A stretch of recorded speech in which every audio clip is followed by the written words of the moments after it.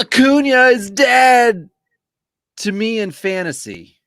But we're going to talk about all the good things tonight. It's time for Dinger. This is Dingers, way more than fantasy baseball. We keep it real when we talk and knock it straight out the park. Let's see the stats. What's the average draft position? What kind of plays you making? Check the wins above replacement. Check the lineups and the points. This I gotta see. What's your path to victory? Are they aiming for a dynasty? Get points going head to head. Please don't do me no favors. We're always watching waivers. Ain't no minor league. This is major. Yeah, Dingers. Let's go.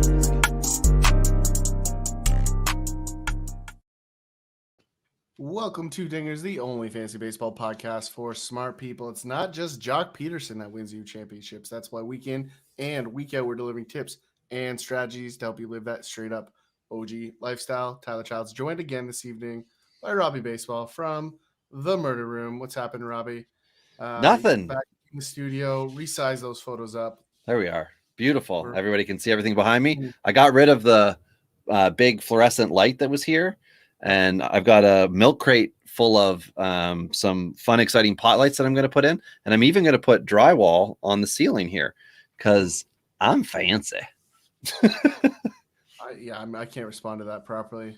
Yeah, the rest of the room's going to stay the same. And there are easily 200 different beer bottles or cans down here. And I'm going to clean it up. And I'm going to take it back to the store and be able to buy a 6-pack maybe with all of the empties, maybe. Sounds like about as much action as the Major League Baseball schedule tonight. Hey, I didn't say I had COVID. Yeah, right. So what a terrible job out of the break. I get it. I mean, honestly, the players probably deserve a day or two off. But if you're going to do it, just be off. You don't schedule one game, right? It's a terrible look now that the COVID protocol's in place and there's 0 games. It's just stupid.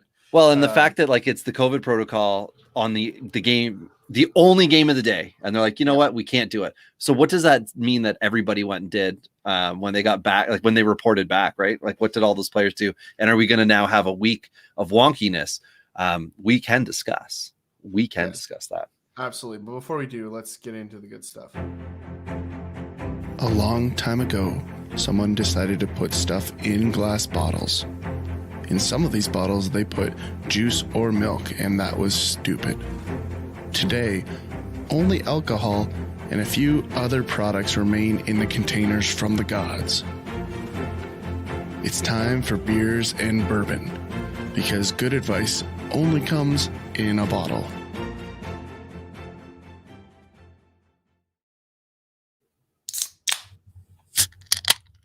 Boom. Doubled it. Yeah. So what do you have? Because you are beering it.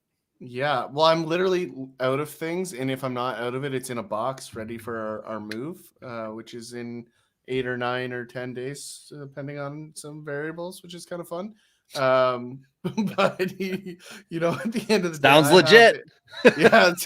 Welcome to Canada. I have a Lost Craft Revive Ale, which is an interesting, and in the spelling's fun. It literally, I don't know if you can see that, Robbie, but it's literally revive instead of revival. It's revive ale, which I appreciate the pun. Hey. That's a straight dad joke on a beer. Yeah. And I'm sure there's probably 15 different breweries that have like dad joke beers of some way. So tonight I have to first shout out David, which is DM Dice at Twitter, who stopped by and is sponsoring my next 6 beers here on Dingers because he dropped me off a 6-pack. And this is the first one from Fixed Gear Brewing Company in the Guelph region. This is their Peloton German Pilsner. And so I have to ask the question, did you get like 10 cents off? Is that why it's banged in on the side? No, I just did that. You don't do that to your beers? No. You do. Yeah. So where you're going to drink, I don't want to spill it on the pewter here, but where you're going to drink from, you do that. And then you can get a much bigger pull without any of that little reverb popping up. But anyway, it was great to meet David. And I believe today, the 15th, is his son AJ's birthday. I can't remember if he was turning 12, I think, today. So happy birthday, AJ. And he should be donning a brand new baby blue Vladdy jersey, which was one of the presents that David had said to me he had got for the boy. So this must be a pretty special birthday, especially with the All-Star festivities and all that is Vlad in the world, you know? Well, and I mean, I don't know if you saw this or not, but like there was a Oh, that's a good touchdown. beer. There was a touchdown north of Toronto tonight in Barrie. And it Yeah. was actually just Vladdy's home run ball making its way out of Coors Field. So, But jokes aside, I hope everyone's okay. Chris McBrien, that he's a Barrie area guy. Unfortunately, Roto Ronnie is fine. I already checked in. So sadly, Roto Ronnie's fine. And I mean, his fantasy teams look like a tornado hit them, but apparently he's good. And I did see a video that looks like it was from a movie set, just unreal, of like insulation and newer ish homes that have just looked like they exploded. Roofs popped off and stuff. So hope everyone is okay. yeah, everything that I saw looked like it was just minor exterior damage, nothing too crazy to the homes. But for those of you that are not located in Ontario, Ontario is not privy to a ton of tornadoes. No. So when one drops in, it's kind of a big deal. And it didn't really cross a lot of the province. It just kind of picked Barrie for some weird reason. Which geographically didn't make a lot of sense for how jet streams and things roll through typically, but whatever. It just sounds like young people that were trying to work in Toronto that are now moving to Barrie. So, it could be a lot of things. This joke plays, guys. It plays. So I'll run with it. Yeah, I was going to say, all right. But tonight, Ty, we wanted to discuss a couple of things and just kind of do a catch-up live stream. One of the big things is the All-Star break and then news and notes. So we've got roughly a week or so of news and notes that we'll just kind of catch up on. But for yourself, what do you do with the All-Star break as a fantasy player in multiple leagues, big money leagues? What are you doing with your All-Star break? Enjoying it? Yeah, I do almost nothing, which is usually what I do most of the season. I'm a very casual owner. I have strategies that I execute, and there's timelines for all of those things. But I do it in pockets, as you know, Robbie. Like I'm very dormant as an owner until I'm not, and that's usually for a reason. I'm usually playing some cat and mouse and different strategies. So by the time I get to the All-Star game, I'm usually in one of two baskets. I'm either already done selling, or have one or two players I'm waiting to kind of have that second half revival to then sell, or Okay. I'm in the alternative side where I've already made a lot of my buys, because in most cases you can acquire mediocre talent, the depth talent that you need to make a good run early. You're not going to get the stars, the people that are out for the year. The teams that are out for the year that are willing to sell bigger pieces at that point, whether it be on a contract year or whatever. So I usually make those decisions earlier. So by the time I get here, I very rarely, regardless of which camp I'm in, have a whole lot of shopping left to do. So I'm either in it for the run or I'm out. Okay. And that's just the way I do it. I'm a little more strategic with my development of my teams. Like, you like to be in it as much as you can. I like to go in the waves, as we've talked about. Yeah, I mean, specializing in the dumpster dive, as you like to call it. I like to find the hidden value and then take my team. And again, I typically don't try to build a super team that has a window. I try to build a 500 club that things can go right with. And if I'm doing my job on the waiver wire, if I make a few astute trades, dump a contract, whatever the league permits within the rules to do, I like to always try to give myself the option to be, winning 6 out of 10. And if we're into the end of week 13 now, we've gone through the fantasy season, I like to think that I should be somewhere around 7 wins in all the leagues in which I want to be competitive or better. So somewhere in that realm. And in a few of them, I'm leading in one 8x8 30 team dynasty. I'm leading my division in another 30 team points league. I'm second in our big money, real money league in my division. And that one's more complex. There's a lot going on in that one. And I am looking to make a trade or two to try to increase my odds without becoming a big buyer in my division. I've got one team who really has made the commitment that you were talking about, where you buy in early. He bought in early and traded a lot of pieces away. And I kind of thought to myself, well, I mean, we got a lot of baseball left to be making those deals. We still have a few weeks before our trade deadline in that league. I think it's worth waiting out, seeing who can be promoted and making those minor deals now. But to that note, there are MLB teams that are also doing it. And for myself over the All-Star break, I do nothing. I'm not checking in with the leagues. I'm not making trades. I barely even check Twitter, to be perfectly honest with anybody who had any questions that didn't get back. My apologies.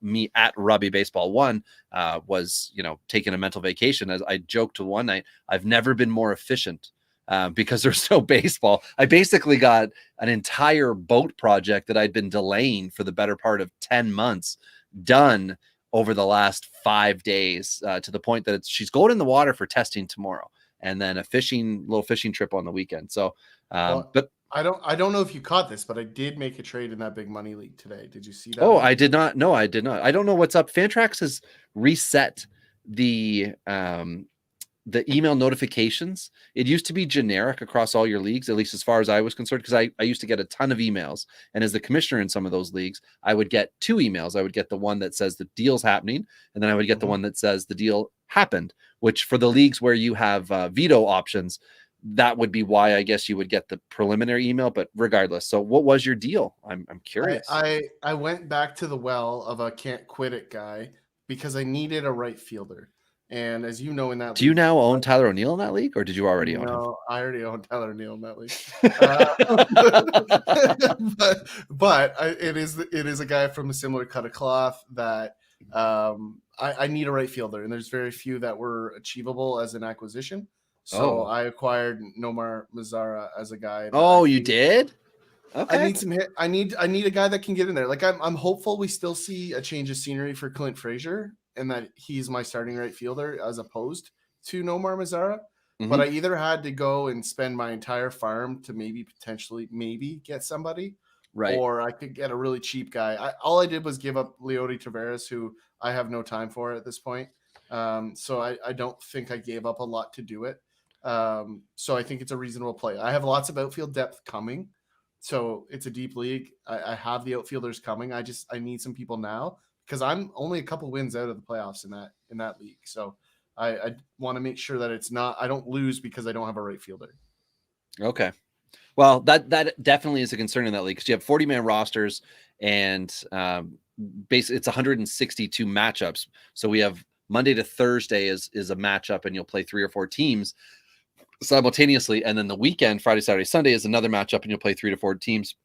So if you have a position to punt, it should not be an outfield position. You need to be getting something from it. So I'm with you there. But one of the things that I've done is I've got to celebrate one of my real early season guys that I said maybe you might want to consider, and that's Darren Ruff, who prior to the All-Star break was the 2nd best player in 5x5 fantasy over the last week. Amazing. And now he's got first base, and I think it's right field. It might be right field, left field eligibility, depending on your league settings. Darren Ruff might be a down the stretch guy because San Fran is playing him, and it's just like, it's a KBO guy. Like, it fits all my things, right, Ty? Like, nobody cared about him. He came from another league, got an MLB contract, like Chris Flexen all over again. But they're worth it. And this is more evidence to that, of just a guy to take a flyer on, right? He cost me the league minimum, which is 50 cents. I only gave him a 1-year contract in case he got cut. I mean, we've saw what's happened with Adam Eaton, who MLBer signed an MLB deal, just didn't work out. But again, another guy to take a flyer on. So one of the reasons why you might have him, and we'll start in with the news and notes, is that you're the Eloy Jimenez owner, and you need some stopgap because Jimenez has begun a rehab assignment. I don't know how slowly they're going to take this. This is obviously get him ready 100% for this end of season, ready to roll into the playoffs. So I don't know if maybe they want to give him 100 at bats in September and then have him move in, or 70, something like that, pace him out. But this is a great thing, because we heard that Luis Robert is doing similar things, I think, or about to restart. So good things for the White Sox. That's good. Jerry DiPoto is in the final year of his contract, by the way, and the MLB draft wrapped up. We'll probably address that over the next week. We'll have Mason McRae come on with us to discuss what's gone on, winners, losers right out of the gate. And then we'll get to watch and see what happens, because there's some really interesting things with the draft, but I left that off our news and notes for tonight. On the news with the Mariners, we've got Cal Raleigh, who's up, which is a dynamite catching prospect, which is hard for me to say. I mean, the draft just happened and a catcher went 1-1. That's rough. But Cal Raleigh has been hitting the ball better than a catcher is expected to. And it looks like he should come up and get somewhere around 50% of the at bats, or 50% of the time a catcher. That's great. Jared Kelenic is back up. But the bad news side of this for Seattle is it looks like Evan White might not play at all this year. And they want his glove more than they've been able to say they want his bat. But that's a rough one down the stretch. Hopefully doesn't hurt Seattle. But again, they're a 500 team who everyone's expecting to sell. And I feel like Dipoto, who is in the last year of his contract, might not be interested in the sell, might be interested in the 500 plus record and get that extended contract and things of that nature. Yeah. I mean, it's hard to be mad at Dipoto for what he's done out there. Like, outside of having star pitching ready today, like everything else is looking like it's on track, right? Yeah. So, and the pipeline's there.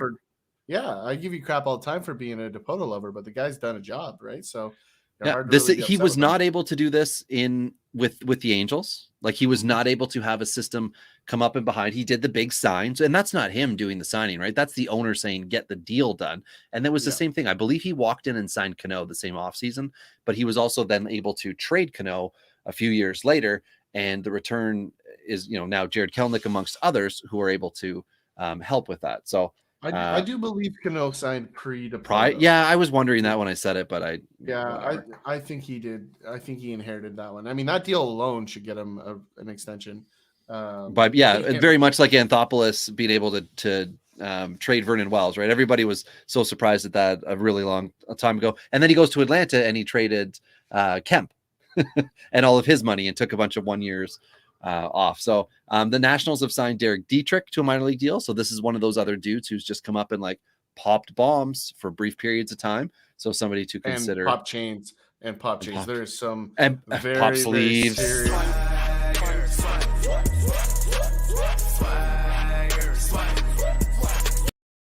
Yeah, I mean, Dietrich is one of the leaders in that camp. I agree. He's the David Ross of swagger. Right? Yeah. Clubhouse leader, right? Yeah. So just before the break, we did have Ryan Tepera come back. Just before the break, we did have Tyler Beede back, 3 innings pitched for San Fran. I did him in at least one league on you. Did you really? Oh, yeah. Tyler Beede was a free agent in a league we played together, other than the home league. I wouldn't have taken him there. TDL. He was a free agent? Yep, he's for sale. I'm going to inquire. Because I am knocking on the Beede door in another league, 2 other leagues, I should say. But one, the owner seems to have just decided my season's over. So I don't care about a guy like Beede, who I think he has another year left. So some owners are like that, right? Right now is a very frustrating time for teams who are considering competing. When you're in a big league, you will have guys who are just gone. They're not answering emails. They're not, a trade request might just sit there. There's one guy, Simon, who's a hardcore fantasy baseball nut. But the guy taps out for weeks at a time in season and then comes back and he's all over it. And he's, comical in the group chats and this and that. And then he disappears again and his teams aren't competitive. And that's one of the reasons why you've got to be consistent with what you're doing. You can consistently check in, but he's very inconsistent and people start to get a little ticked off at him. And then they move on and other trades get made around you. Anyway, Matt Manning was sent down before the All-Star break. I fully expect Matt Manning to be back up. I don't know what the Tigers can gain from keeping him down. Like now's the time. And we did talk about this a couple weeks ago about their that's what I was going to say. Right. And then we talked about how, there's going to be some tweaks that are made and he'll figure it out. Like, I think we just live in this weird era where everybody thinks you're going to have like Alex Manoah level success as soon as you get to the big leagues. Like, it's just not realistic. And Alex Manoah level success, Ty, I should say, is not SP2. It's like an SP3, SP4, which is great when you ask numbers, though, he might be better. Well, than that, the strikeout numbers are fine, but at the same time, I'm just saying he doesn't walk in and become an ace. Like everybody has been very upset about, these guys and they're the Kansas City Royals hat that I'm wearing and how they have not been able to get the pitchers to come up and succeed. But there's also the Tigers who have had a very similar thing. And Mize, I think, is fine, but people are just kind of like, well, he's supposed to be an ace. And it's like, well, but they can grow into it. Like, guys don't come up it. Well, look at tonight. Like, we haven't touched on it yet, but Duran was supposed to debut tonight against the Yankees. And he was all day. Twitter was just exploding with Duran comments. Like, You know, I watched some video of him today because like I've not been a Duran guy. I've been out for a while on him, and I Okay. couldn't remember why I didn't like him. But then I watched the video again today, and I remember why. He really is going to struggle with pitches up and away. I'm fully expecting that. In a good comp is Brandon Lau, what he's facing right now. Like I think a very similar profile of height, speed, hit tool, power. Like I think it's going to be a very good comparable. But like I watched all of the scouting I could find on him, and he did a great job. Anything down and in, smoked it. Anything up and in, at least made really good contact. But up and But away. away, and even stuff on the off speed from a righty away, like a change up away, I think he's going to struggle. I really do. I think Okay. he's going to have a very like almost Jock Peterson type batting line, but with the Brandon Lau. I guess Brandon Lau and Jock Peterson aren't that far apart now that I say that out loud. Yeah. So Well, and very Peterson was similar. just traded to Atlanta to I don't know, not be able to be Acuna. Who could with Acuna's loss? Now, in our home league tie, where I am crushed by acquiring Trevor Bauer before the Trevor Bauer, whatever it is, the 7-day repeating out for the allegations going on with him. But losing Trevor Bauer and then Acuna and a bunch of other injuries, Jared Duran was a guy I picked up, and I was thinking, well, my outfield is just not doing it. So let's just get that prospect going. And I traded in that Trevor Bauer trade. I traded Bobby Witt Jr., Luis Patino, and I think a first round pick, something like that. So I'm just eating it on getting 2 starts of Bauer before he's out. But Jared Duran's a way to maybe get it back. And then I can go try to pick up someone else to put into that. We're only allowed in that league to have one non-MLBer, but I think an NA, because that's a Yahoo league. So an NA, which right now I can put Trevor Bauer in that. So there we go. So maybe I can just slide him in the old not available. I don't know. Yeah, no, I'm not gonna say it. Yeah, it's the Trevor Bauer conversation is about one out right now. So the one thing I'll say with Duran though is that I don't think he's gonna be a bad baseball player, because I'm sure there's somebody listening right now that's like, how can you talk bad about Duran? Well, listen, like he's gonna have a rough learning curve. Like, not so different from what we've seen from Kalenic. I just don't expect it. I think for whatever reason the Red Sox just felt the pressure to get him up there. They also might be showcasing him for a trade. That's the other thing to think about. Top there's no 50 kind of guy. They're a team competing. That sometimes you make a big trade, and I don't want to say you're wrong on that, because we've seen it before. We've seen it happen. And at the same time, I think, and I believe Durant's going to be able to come up and be fine, not come up and like bottom out. But to your point about seeing something in the swing that you think he's going to struggle with high and away, maybe he is. We will have to see. So I did state already about Evan White not coming up. Asdrubal Cabrera did land on the DL before the All-Star break, so he could be back within a week or so. But that's another fill-in guy. Jared Eichhoff is coming up with the Mets. Interesting. Let's see what else is of interest here. There's a lot of things like with Darvish on the IL. I feel like some of this was just related to not wanting the guys to pitch during the All-Star break. So they were 100%. Like, let's get him unavailable. Ryan Weathers as a Darvish injury. owner, though, as a Darvish owner, though, I think this is a little bit of just a rest. I think that you're right, but I think they're going to also skip just one start after the break. They have to just have that little breather, because he had a couple short outings where he got beat around before the break. So single-handedly cost me my last fantasy week on his own. So I feel like not to do that. I feel like a couple of the 10-day IL guys, and I'm hoping Kershaw is amongst them, start like the 6th game after the All-Star break. So they can go through a full set of the rotation, give the guy like the 6th day or the 6th game that they play, either or. Will Vest. Really quick before we move on from Duran, like I just pulled the minor league splits. So something to note, and it's actually really interesting, versus the righties splits are almost reversed on the batting average. So 248 against righties, but 12 home runs. Okay. So Yikes. of his 15 home runs, 12 are against the righties as a left-handed stick. But like I said, the batting average isn't there. The OPS is still reasonable at 915. What do we got? 35 strikeouts in 133 at bats. So reasonable numbers there. But the batting average, again, righties fastball up, changeups away, all those things. That's my concern there. While he's 3 21 in a much smaller sample with less power against the lefties. So just something to keep an eye on for him. Okay. There are a bunch of guys starting rehab assignments that weren't before, including Chris Sale, Chris Archer, Carlos Carrasco, Thor. Although Thor was on, I don't remember if he shut down for one more week or not, but he was on Late Night with Seth Meyers, and that was kind of cool to see him come on, and he did a good job representing himself and the book club and things like that he does. And one thing I thought was interesting was he said that he was interested in doing a book club, and then he talked to his, I think he said something like his team, like basically his PR reps, and was like, is this an okay thing to do? I'm like, for a guy who talks a lot about being the boss, for him to turn around and be like, so I just checked with my PR, and they were like, yeah, sure, go for it. So, then Thor throws it out there, throws the hammer of the book club out. Anyway, what I was going to say right before was Will Vest, who was another Rule 5 guy. We like to talk about the Rule 5. We understand the value that's there. Kai Tom is in a similar situation to what Will Vest is in.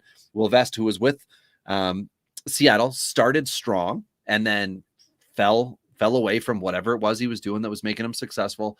He was DFA'd, so anybody can now pick him up. If not, I think he's initially offered back to his team afterwards, but I feel like first all the other 28 teams get a shot at him before whoever it was he was with before can go back. So it's interesting. It could be like another Pirate situation where they just take a guy like this who they can get all the control over and see if they think there's something there with them. We will have to see what goes on. Cole Hamels, that was the other guy. Cole Hamels looks like he's going to do a showcase tomorrow on Friday, the 16th. So that's an interesting one. I know we're going to record another episode after this, and somebody had asked about picking him up. Homer Bailey was another guy they asked about because Homer Bailey signed, I think, last week or 10 days ago, maybe. And I had picked him up in one 30-team league, and I said, why not? If you got the room on your roster, you can pick these kind of guys up for league minimum and see what happens. If they never pitch, then burn the spot as soon as you feel it's necessary. But if you're willing to give a spot for pitching depth, that's a good guy to do it with, somebody like Cole Hamels who's had the success. And odds are Cole Hamels only going to end up on a competitor, right? So if you're in category league, right, yeah, points even, right? Like he's not going to Detroit. Yeah, exactly. Yeah, Danny Duffy's still trying to sort out what's going to go on with his tenure as far as getting traded. The rumors are San Diego, but here on Dingers, we don't like to discuss the rumors and plan for that. Anything can happen. So, Carrasco going, Jared Durant supposedly going up. Kelnick is back. Like we're looking good here. Tanner Houck, is that right? Houck. Houck. Houck. He was a rookie last year with Boston. I think it's Houck. I think the last one. Houck. Okay. I think he's coming up. Looks like he is a possible rotation piece now. So let's all just see what goes on with Boston over the weekend here. I'm pretty confident he had a start at the beginning of the year. If he did, it was 1 and out. If I'm he did, pretty sure it was limited. Oh, hold on. We've got April 3rd, April 6th, April 18th. So he had a couple. Okay. In a single inning by the look of it. Okay. One of the other things that I thought was really interesting in the notes here was Hoy Jung Park with the Yankees, who's like a middle corner infielder. Sorry. He has now been put on the taxi squad. Now, this is just me perusing MLB trade rumors before we started recording. And this is somebody we talked about 2 weeks ago, maybe 3 weeks ago, raking in AAA. But he's not on the 40-man. So some type of a move is going to have to come so that he can get onto the 40-man. But with a lot of those Yankees injuries happening, not a bad move to go and get this guy. Hoy Jung Park. Remember that. You heard it here, third. And then, the last thing was the Braves acquiring Jock Peterson from the Cubs. That was the last kind of news and notes. It looks like it's Bryce Ball, which is a really, to me, 30-team league guy, really interesting guy to come back. Bryce Ball was, I think, like a 17th round pick or something like that, really late with Atlanta in 17, 18, I think, reported, and then just boom, ran the table and had a great run in 19 before missing all of last year, of course. And it really makes you ask like hard questions about a guy like Drew Waters, right? Like why is it that we're not seeing him and Pache at this point, right? Like, I mean, I don't think Pache's still injured, is he? I could be off on that one, but right now I can't tell you, but a lot of that has to do with the fact that I'm just so pissed about Acuna that I don't know about the rest of that outfield. So just don't want to look in the general direction of Atlanta. Yeah, like, and I was just gonna say we also need a couple of games to see exactly what's going to shake out with some of those True. things in Atlanta. I just know like you were one of the first 2 or 3 people that messaged me, and then over the course of the next day, I got other messages in other leagues, including some horrific trade offers in the home league for Ronald Acuna. When it's a keeper league and you have a limited number of keepers, people like to just swoop in and give you, here's my 4 pieces of crap. Give me the 3rd best player in fantasy baseball right now, because you're going to miss him for was the 3rd best player. Now that he can't run, that's going to But impact. no. But value. at the time of the injury, he was ranked, I think, 5th in 5x5. But like he was between 2 and 5 or the 10 days prior. So he is a top guy. And yes, of course, he's going to miss. And it'll be really fun, exciting conversations all off season that we're going to have about, what should I do with Acuna? He's going to miss. He won't be back until late May, or he's ahead of his timeline, or whatever it is. It's going to be all sorts of fun for us. But the best part is going to be to tell people just to wait. And I agree. Like we might not see him approach 35 stolen bases ever again. We might not. We might see him take a better approach at the plate. As like a strong Acuna supporter, like that he's not my favorite elite guy, based on the profile. So let me ask you this: as somebody that is in the camp, like with the strikeouts and the reduction in stolen bases being a likely outcome of this injury, power's still going to be just fine. Yep. Are you adjusting your position on Ronald Acuna as a result of this? I'm taking the approach of, let's assume, safe to say, top 20 player. Let's not say top 5. Yeah. Let's say top 20. And then if he comes back and he makes a point to steal bases, because he's still in his early to mid 20s, and we're talking pre-25 return. So this isn't someone who's going to be like, I really need to be careful, blah, blah, blah. He's got the contract already, right? Like that's wrapped up. He's playing for pride. He's playing for wins. He's playing for championships. So I think he's going to push. Now it's a matter of smart baseball versus dumb baseball. We saw dumb baseball with Brett Laurie, right? All the promise in the world. Guy couldn't stay healthy, and bit of a head case, whatever. With Acuna, different scenario, but like he just got injured, devastating injury, terrible injury. The biggest factor is going to be, what are people in redraft going to do? Are you still going to take him in the first round, and where? Dynasty, he's still a big guy. Sorry. Yeah, let me throw a comparable at you. The guy that immediately came to mind for me, based on the injury and based on the career trajectory that this other guy had. Are you worried he can be Hanley Ramirez? No. That's a very strong no for a guy that strikes out that much. That's that's why I asked it. So here's my counter to that. I feel like if there's something that's going to change with Acuna as far as stolen bases go, if there's a decrease in that, I fully expect his OBP to go up. So fewer strikeouts. I want him to take more walks, because if he's going to feel like he is a different player in the sense that he doesn't want to steal 35 bags, he wants to steal 15 to 20 or 15, whatever that, pick the number that you're comfortable with. I absolutely can see the walk percentage going up, because he's a power bat. He already is getting limited opportunities to hit good balls, and he's going out there and still making that contact. I fully believe Acuna will be just as good, as devastating in points leagues, especially because the stolen base, depending on your value per league, if he's adding a bit more power, a couple more doubles, things of that nature, and cutting back on strikeouts, even if he cut back like 2%, like that's going to make a difference for a guy like that. That's 20 less, 30, 40 less could be in a full season. I'm really liking the idea of Acuna coming back and being just as good, but potentially less stolen bases. Now, we could be wrong. Maybe he'll come back and steal 50 and, shove it down our faces, but that would be great. But it won't be in 2022, because he's going to miss probably at least, 6 weeks. So it'd be 2023. So either way, no sell, no considering offers. If my team was totally stacked, and Acuna, the offer for Acuna comes in that's like going to put me over the top or something like that, it would really depend on what my goals were in that league. If my goals were to win this year and that's the way I can continue, sure. But in our home league, I'm not trading. He's sitting on the IL. Like Kyle Lewis. Yeah, go ahead. I just wanted to ask because I thought it was interesting. So like a trade like Verdugo and Logan Gilbert, you're not doing that trade for Acuna? No way. Now, if it's a league, a contracts league, and say he's got like a contract that expires next year, and Logan Gilbert and sorry, who was the other guy you offered? Alex Verdugo. Verdugo. So if Verdugo and Gilbert had maybe twice the amount of contract left, and I know they're already, good, solid MLBers, that would be something to consider. But in a keep forever, no. There's too much Acuna career left to decide you're going to trade. And as somebody else had said to me before, of all things in a hockey pool, they're like, I don't care what your offer is. If the best player in the trade is not coming to my team, I will not make it. And I was like, oh, okay, that's an interesting way to go about it. It's a keep forever. So I agree in principle on keeper leagues with the Acuna thing. If you can give me a player that is going to be better than Acuna, let's talk. If not, no thanks. But funny thing too, Ty, I actually had an offer out for Acuna in 30-team points league, and I had offered a lot, and it was like a lot of present day guys on my roster and like draft picks and lots of prospects. It was like there were a lot of moving parts.